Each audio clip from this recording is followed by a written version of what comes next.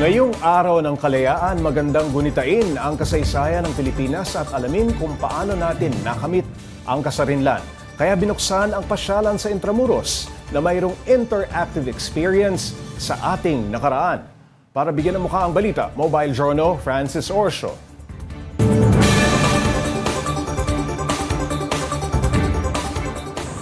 Masarap balikan ang kwento ng ating nakaraan at sa bagong museo ngayon dito sa Maynila, mababalikan ang mayamang kasaysayan ng Intramuros through interactive tourism experience.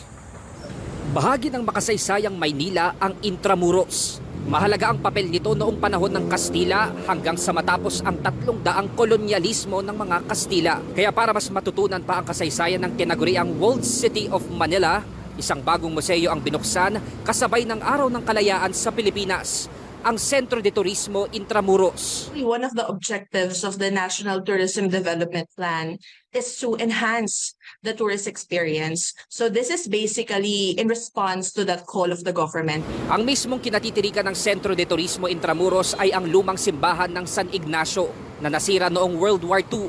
Tampok sa loob ng museo ang timeline ng Intramuros history mula pre-colonial period hanggang ikalawang digmaang pandaigdig. Nandyan din ang mga artifacts at kagamitan mula sa mga nakalipas na digmaan, religious icons at ang amphitheater na magsisilbing event space. Para naman mas interactive ang experience, may mga QR codes na pwedeng i-scan para makapanood ng educational videos. Kung gusto mo naman ng katahimikan, may espasyo para sa mga headphones kung saan mapapakinggan ang kasaysayan ng San Ignacio Church. Ito yung isa sa mga atraksyon sa loob ng Centro de Turismo Intramuros. Makikita sa sahig ang kabuang mapa ng Intramuros gamit ang isang high-resolution projector. At dahil unang pagkakataon pa lang na binuksan sa publiko ang museo, hindi rin nagpahuli ang turistang si Pio.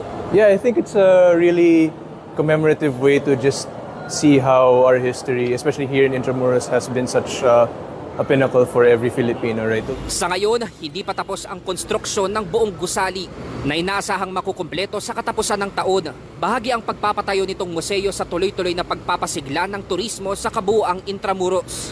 Ang good news, libre lang din ang pagbisita at pagbabalik tanaw sa nakaraan. Kaya umaasa ang pamunuan ng Intramuros na sa pamamagitan nito, mas marami pa ang matututo sa iniwang aral sa atin ng kasaysayan. Hopefully, the Centro de Turismo will serve as an inspiration to the youth, to be inspired by the legacy of our Filipino forefathers. Mobile journalist Francis Orso po, hatid ang mukha ng balita.